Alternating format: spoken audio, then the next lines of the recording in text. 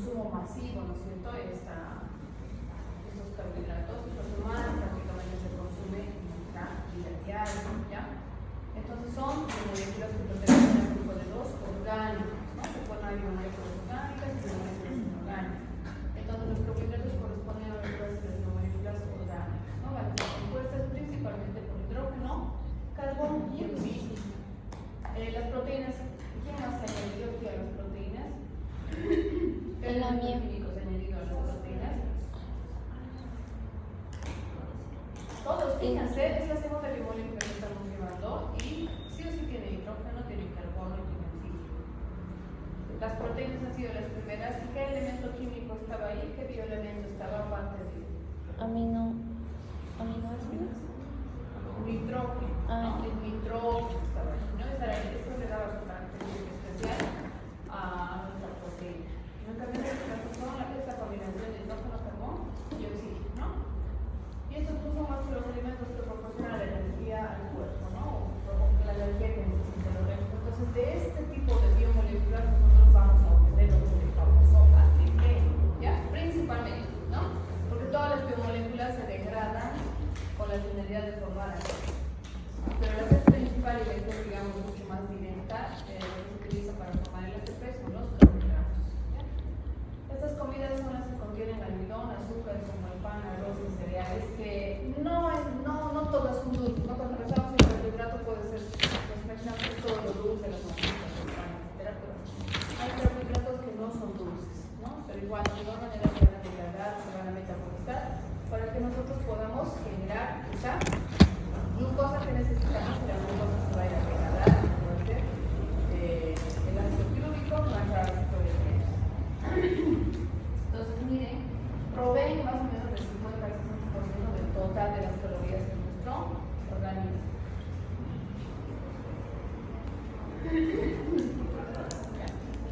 Entonces, los carbohidratos van a ser, están ampliamente distribuidos en lo que va a ser los vegetales, animales, lo importante es que sean cumpliendo importantes funciones estructurales, ¿ya?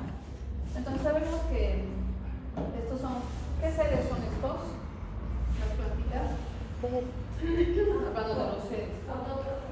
Fotótrofos o autótrofos, ¿no? Y nosotros somos los heterótrofos o quimiótrofos, ¿no? Porque nuestro organismo hace puras reacciones químicas, ¿no? Entonces también llamamos quimiótrofos. Entonces los vegetales pueden sintetizar su glucosa a partir, ¿no?, de esa actividad autótrofa que tienen, ¿no? Es sintetizada a partir de dióxido de carbono, agua y por medio de la fotosíntesis, ¿no? Y es almacenado en forma de almidón. Entonces también en algunos vegetales vamos a tener presencia de carbohidratos, ¿ya? Sintetizan la celulosa, ¿no? La celulosa es un carbohidrato importante que tienen las plantitas de las paredes celulares. Y también nosotros vamos a sintetizar a través de, se pueden sintetizar a partir de aminoácidos, ¿se acuerdan? A partir de algunos aminoácidos que estaban con su esqueleto carbonado. ¿Qué se llamaban? ¿Qué se llama ese aminoácido al que le han quitado su nitrógeno, su grupo amino? ¿Qué se llama ese con cadena carbonado nuevamente? Alfa, ¿qué?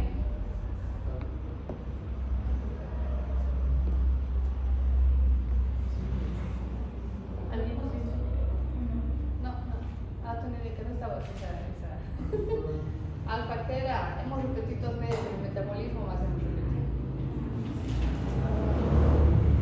Les he dicho, son tres grupos de aminoácidos desaminados, transaminados que entran al ciclo de Krebs, ¿no ven? Son los glucogénicos, los cetogénicos y los mixtos. Entonces, esos ahí es donde, cuando decimos glucogénicos, quiere decir, no nos van a formar glucosa como tal, ¿no? Pero sí nos van a ayudar a generar, a que ingrese a la formación del ácido pirúvico, ¿no? Para que entre el ciclo de Krebs nos da ATP, ¿no? Y se puede combinar también para formar una molécula de glucosa como se quiere. ¿Cómo se llaman esos esqueletitos que quedan? ¿Qué se llamaban? ¿Alfa qué? Ya se me olvidaron. Por un punto, si demuestro. ¿Alfa qué?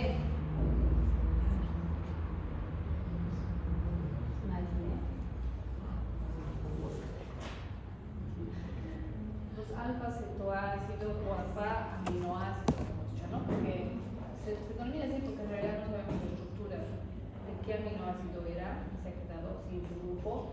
A mí, todos esos cambian ya de nombre, ¿no? Cuando se les quita, ¿no? El grupo amino, y esos son los que entran así que ellos, ¿no? Entonces ahí a eso se refiere esto, ¿no? Que puede sintetizarse a partir de algunos aminoácidos, ¿no? Esos los llamados glucógenos. Ahora, ¿por qué será importante?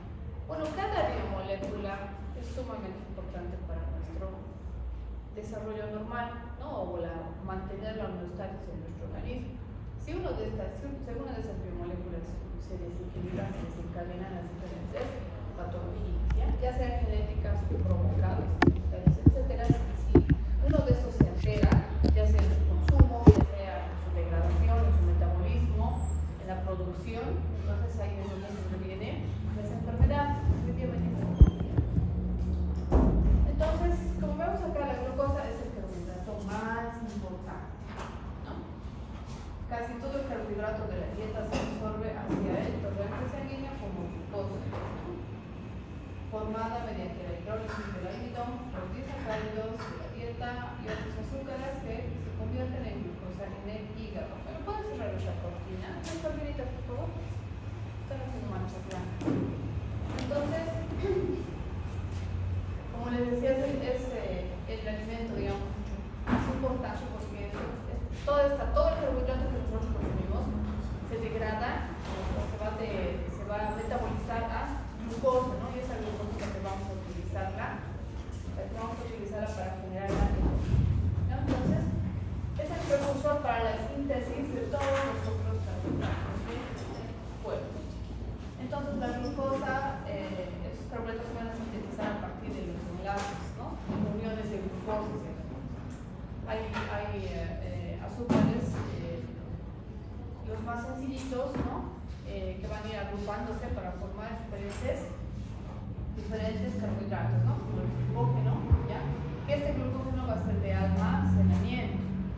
Luego tenemos la ribosa, la desoxirribosa, que principalmente están en el ADN, ¿cierto? Esta base. Y aparte, también hemos visto forma parte del ATP, de las bases nitrogenadas, azúcar que nos van a generar fosfatos de alta energía. Es parte estructural también de esto, ¿no? La desoxirribosa y la ribosa. Luego tenemos la galactosa, ¿no? Que son ejemplos, ¿no? Esa que es la lactosa de la leche, ¿no? Son grandes.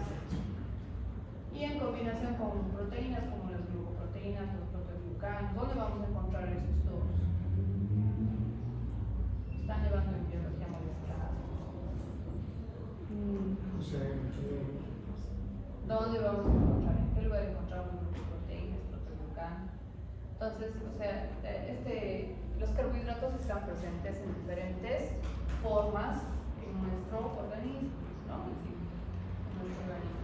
Igual, no son parte estructural, pero sí conforman elementos importantes, ¿no? Por ejemplo, el glucógeno, que es la forma de almacenaje o almacenamiento de la glucosa.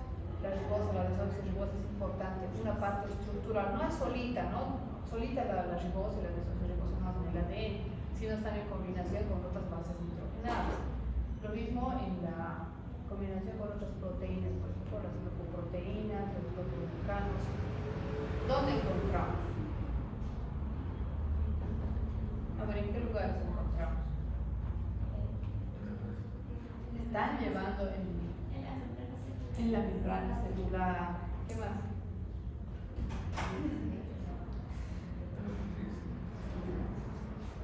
En la membrana celular. Puse las mi alumna de histología. ¿Dónde encontramos?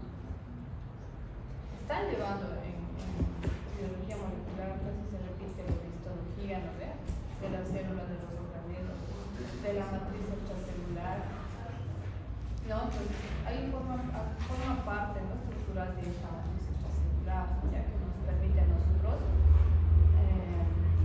nos permite unir, ¿no? a las células unas con otras, nos da ese camino, ¿no? Para que las células puedan comunicarse también, la señalización, y los proteoglucanos dan la viscosidad, ¿no? Y no sé qué grupo también expuesto es al MEC, ¿no? La matriz extracelular.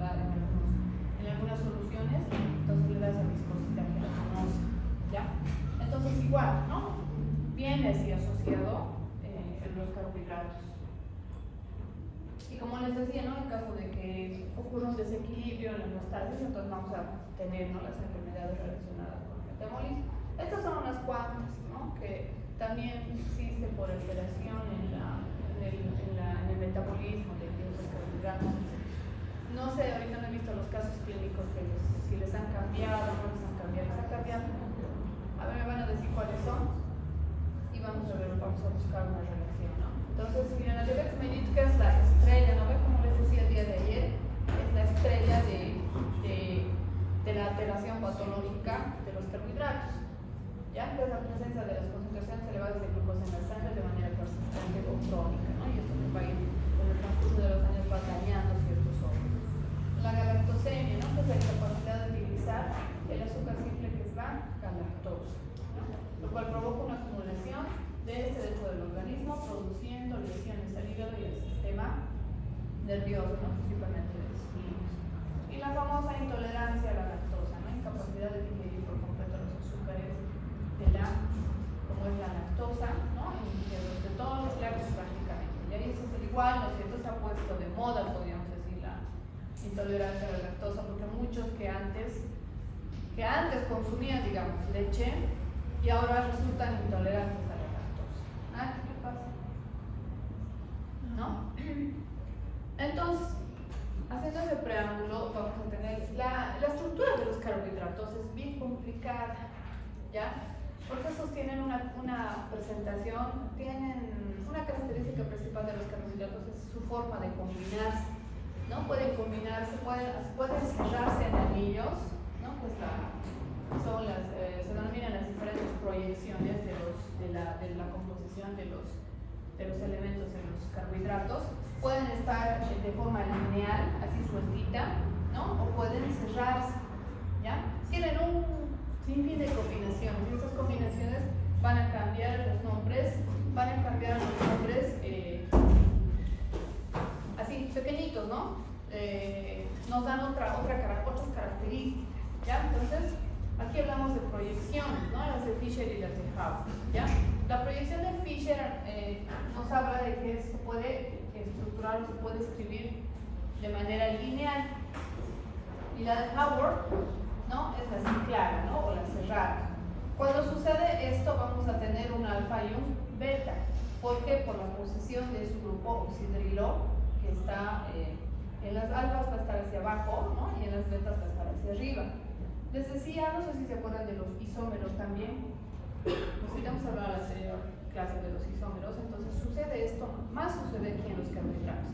Es una característica que puede tener la misma, o sea, es la misma estructura, digamos, química, pero es un diferente elemento, ¿no?, diferente molécula.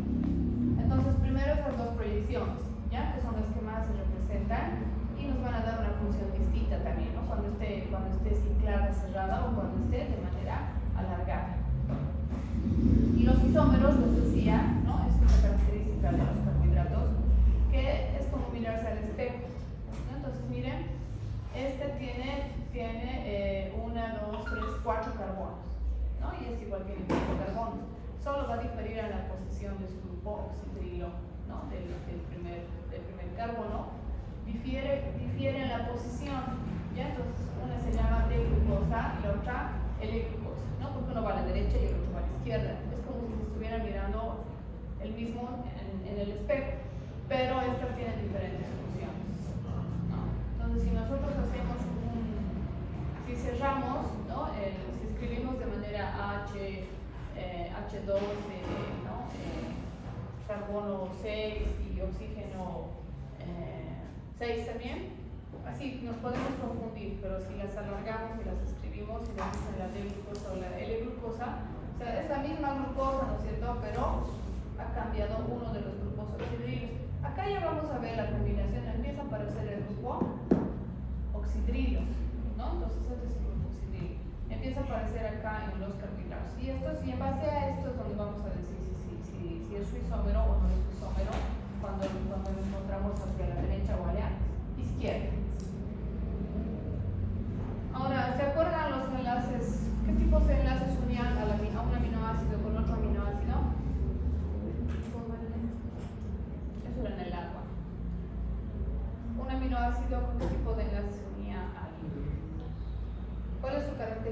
de la proteína. ¿Por qué se llama? Enlaces peptídicos, ¿no? Por eso le llamamos oligopéptido, polipéptido y luego proteína. Entonces, la característica de las proteínas, su enlace era el enlace peptídico. En los carbohidratos vamos a hablar de los enlaces glucosídicos, ¿ya? Entonces, formación de glucósidos son los grupos hidroxilos, ¿no? Que pueden reaccionar ya para unir dos moléculas de monosacáridos. Los monosacáridos van a ser los azúcares más simples, ¿no? O el monómero, como lo es el aminoácido para la proteína, es el monosacárido para lo que van a ser los carbohidratos. Entonces, los monosacáridos se unen, ¿no? Por la parte del oxidrilo, uno de los oxidrilos, ya hacen esa unión, ¿no? Que es un enlace glucosídico, ¿ya? ¿No? Y siempre, vean acá, siempre se va a liberar en cada reacción química de enlace que haya, se libera una molécula de agua. Entonces es importante por eso el consumo del agua, ¿no? Siempre se libera una molécula de agua cuando hay este enlace glucosídico. Entonces, si nosotros vamos a unir dos monosacáridos, que en este caso en el ejemplo estamos hablando de la glucosa, si unimos dos glucosas, vamos a tener, ya no se va a llamar glucosa, ¿no? Se va a llamar maltosa, ya mediante un enlace glucosídico. También hay los enlaces N-glucosídicos. Esto sucede cuando un monosacárido se va a unir a una molécula que tiene un grupo nitrógeno, ¿no? En su composición. Es lo que sucede con las glucoproteínas, ¿no? Una proteína, un aminoácido tiene su grupo amino, y ahí está su nitrógeno, y un carbohidrato que va a ser un monosacárido se va a unir a este, entonces se produce el enlace N-glucosídico, ¿no? Que algunas veces van a mencionar, ¿no? Los textos. Entonces, cuando se unen dos glucosas mediante su enlace glucosídico, tenemos la famosa maltosa, ¿ya? Glucosídico o glicosídico, ¿no? También llamado. Ahora, no se van a olvidar de esto. Los carbohidratos se clasifican de tres formas, ¿no? Primero, por la posición del grupo carbonilo. Ahorita les voy a mostrar. Grupo carbonilo en aldehídos y cetosos. Son tres especificaciones y cada una de estas tiene dos subespecificaciones. Por la posición de su grupo carbonilo. ¿Se acuerdan del grupo carbonilo? ¿Lo ves? El COOH. Entonces, el grupo carbonilo, si va a estar en el extremo de nuestro carbohidrato, se va a llamar un aldehído. Si este grupo carbonilo aparece al medio, se va a llamar cetona. Por el número de carbonos, ¿no? Por el número de carbonos vamos a tener, por la cantidad de carbonos que existan, ¿no? En este carbohidrato, ¿no? Que puede ser amplio también, ¿no? Tenemos las triosas, tetrosas, pentosas, ¿no? Hexosas, etc. Y por la cantidad de sacáridos o por la cantidad de unidades de azúcares que estén conformando en su estructura, ¿no? Así ahí tenemos los monosacáridos, los disacáridos, los oligosacáridos, los oligosacáridos y los polisacáridos. Entonces, de acuerdo a la cantidad a la que vayan presentándose, ¿no? Entonces, acá tenemos, como les digo, la gráfica por la posición primero del grupo carbonilo, ¿no? Entonces, este es nuestro grupo carbonilo de nosotros. Este es una aldotriosa porque estamos hablando de un grupo carboxilo que está al medio, entonces es denominado, se lo van a denominar como grupo aldehído, ¿no? Pertenece al grupo de los aldehídos. Y si vemos, las cetonas tienen su grupo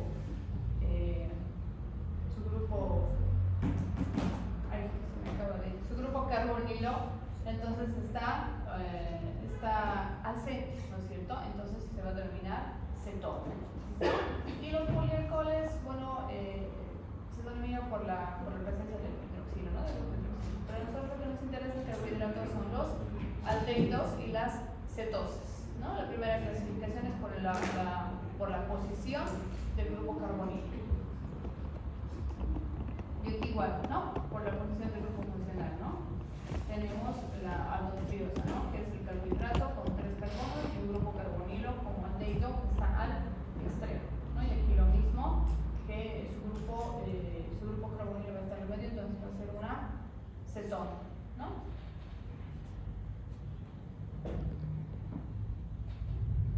Ya, ahora sí, los azúcares derivados de aldehídos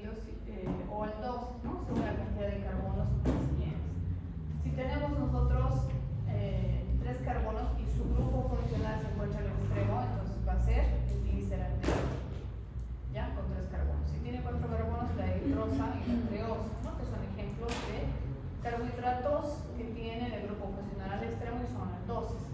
El que tiene 5 carbonos, aquí ya tenemos la ribosa, ¿no es cierto? Esta es la principal. Entonces la ribosa es una aldosa, ¿no? O una aldehído, que tiene 5 carbonos, ¿no? Y estas otras, ¿no? La aminosa, la silosa, etc. La que tiene 6 carbonos, miren dónde cae nuestra glucosa, que es la principal productora de lo que va a ser la génesis, ¿no es cierto?, del ATP. Entonces, la más importante de todas que están aquí, ¿no es cierto?, de la arosa, la lactosa, la manosa, la galactosa, es la glucosa. Es un monosacárido de 6 carbonos y pertenece a los aldehídos. Entonces, es una aldohexosa. ¿Ya? Ahí viene, ¿no? Es su nombre. Si se refiere a la aldohexosa, entonces estamos hablando de la glucosa. ¿Ya? Entonces cae en esta clasificación, ¿no? Nuestra glucosa es una aldohexosa de 6 carbonos.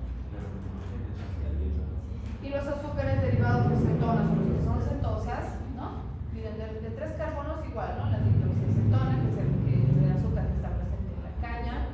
Tenemos la de 4 carbonos, que es la dihidrosa, ¿no? Que va a estar presente en la frutilla.